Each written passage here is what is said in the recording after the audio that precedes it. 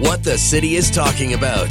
This is Montreal Now on News Talk Radio, CJAD 800.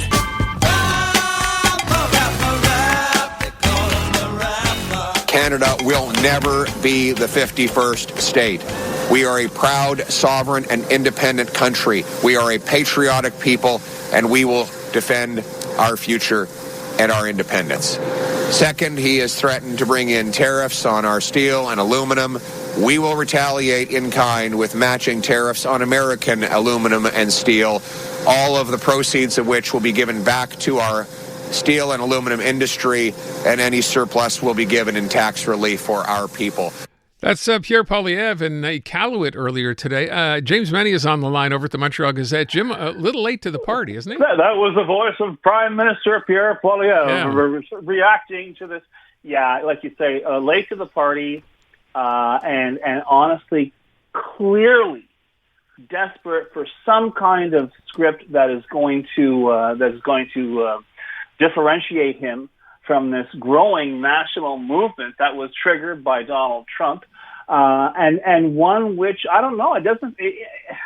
I'm not seeing I'm not hearing that magic phrase. I mean, obviously, when it requires more than 3 words that rhyme in a slogan, Monsieur Poilievre seems to be a tad out of his depth. And recent polls have been suggesting that, you know what, bring a new cast of characters into this play, and all of a sudden the audience may start cheering for somebody else. Granted, some of these polls may be outliers, Aaron, but there's no doubt, and I've said this in the past on the show, I've always felt that support for Pierre Poilievre and his Conservatives was 25 miles and an inch deep, simply rooted more in their distaste for Justin Trudeau and what he had done, his version of the Liberal Party. Now it looks like there's going to be some kind of a change. People are willing, perhaps, to maybe shop around, maybe take a look at what the other guy is selling.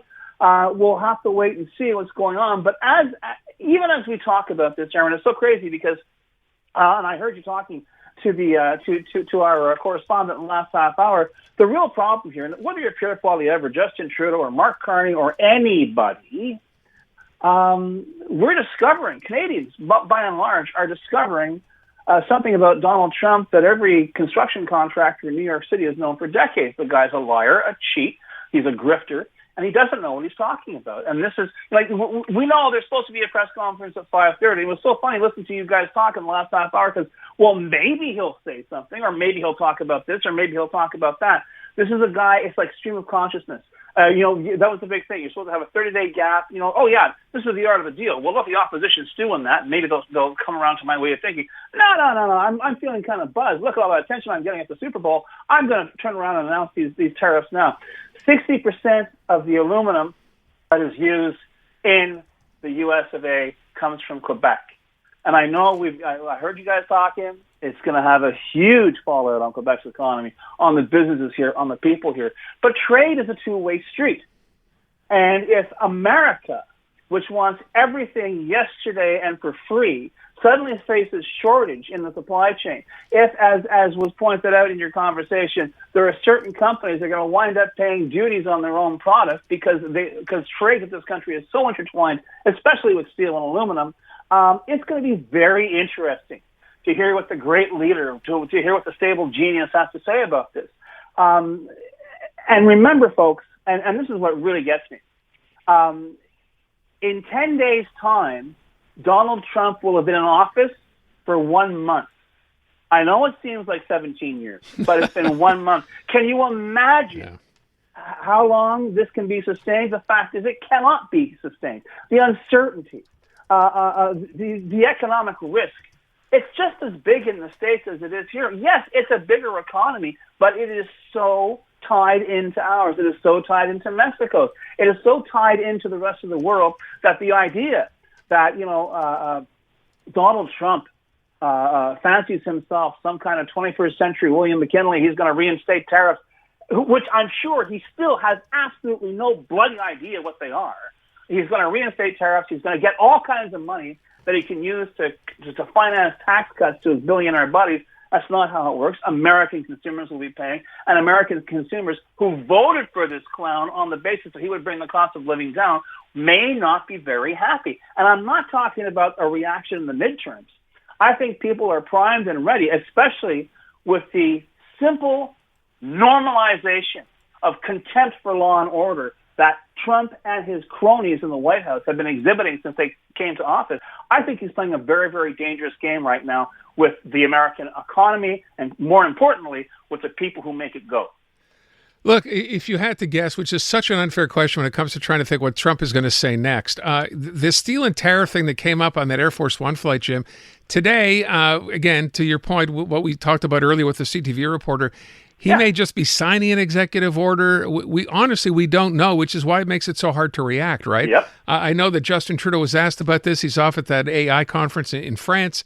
But, that whole, if you go back a week or so ago, it seems like forever, that whole idea of, here's 130 or 300 pages, whatever it was, of retaliatory tariffs, that's still in his back pocket. Absolutely. But on the other hand, you got to figure with Donald Trump, nothing happens in a vacuum. If a reporter just happens to get access to the president on Air Force One, just happens to ask about this really threadbare 51st state threat, and suddenly the idea of tariffs on steel and aluminum come up, it's all mise en scène. It's trolling is what it is. It's not even governance. It's just simple trolling. Will he turn around and sign an executive order imposing those tariffs? As far as I can tell, I beg everyone's pardon in advance. Has he signed an executive order for any tariff thus far, Aaron? Not that Are there any tariffs in effect at the moment between the United States, Canada, and Mexico? Oh, you're right. But yet, just the threat of that, Jim, as we've said before, is enough to basically roil a whole lot of businesses here. Well, exactly. And on his side of the border as well. That's my point. You can't keep playing this game. You can't keep jerking people around, especially, as I say, because he in his little world of Mar-a-Lago, right? That's the kingdom. That's the empire. But the fact is the U.S. is so entwined with Canada and Mexico, and has been for decades. It's something that, believe it or not, this is something which is beyond Donald Trump's comprehension. There are certain things that are bigger than Donald Trump, and this may well be one of them. So, I too will be listening and waiting with interest to see what Mr. Trump has to say at 5:30, should he say anything at all. But if I wake up tomorrow, Aaron, and I have to do the show with you tomorrow, and still there have been no tariffs imposed on my country, I won't necessarily be surprised. Yeah, I think a lot of people would share that opinion, again, not knowing what's going to happen. I wanted to ask you, Jim, I know it's not something that we had sort of scheduled to talk about, but I remember hearing Elias this morning talking about this. So Ruby Dalla, who is in fact one of the people running for leadership of the Federal Liberal Party, I heard they've announced now a couple of debates, one for the 24th, another I think the 25th, one in English, one in French. She has previously said she does not speak French, but did I hear this right? She's taking part in the French debate? Yeah, which is kind of interesting. I mean, I don't know how this is going to be pulled off. I don't know, indeed, if there'll be some. You can ask for simultaneous translation. I have no idea. I just saw the story myself this afternoon because it was a weird-looking headline, right? A French debate with no French. But listen, if the idea is to get people talking about her, A, mission accomplished, and B, this is something no one else, I've never heard this happening before. So there's another way to get people's attention. She has clearly figured out that's one of the ways that you're going to have to be in this day and age in terms of politics, whether it's in the States or in this country, whether she's called for large-scale deportations of illegal immigrants, and a lot of people say she's sounding like Trump-lite, and she's reveling in it. She's saying, you think I'm like Trump? Well, gee, maybe I have the qualities that it takes to stand up to a guy like Trump. So she's taking everything. She's turning it to her advantage. It's called good politics. Will it work? We'll see. Can you show up at a French language debate and not speak a word of French? We'll also see about that. But listen, Aaron, if you'd have told me, a month ago, that Quebec politicians would be working hand in glove, as they are this week with their colleagues, and going down as part of a Canadian contingent to essentially try and defuse the madness of King Donald, I'd have thought you were nuts, but here we are. So you know what? I think anything is possible, and to a certain extent, I guess I welcome it as well, because when you have a status quo that allows for a certain rot to set in, that allows for a certain expectation of incompetence and a widespread shrugging of shoulders when things go wrong or go horribly wrong for a particular group of people, you will end up with people like Donald Trump in charge. So maybe it is time to sort of like shake the cage, rile the status quo.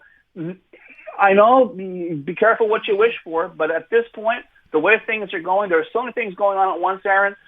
Maybe I'm being naive, but perhaps I like to coat the unknown that we're looking at right now with a certain level of optimism. James Mennie at the Montreal Gazette. Thank you, Jim. Good man.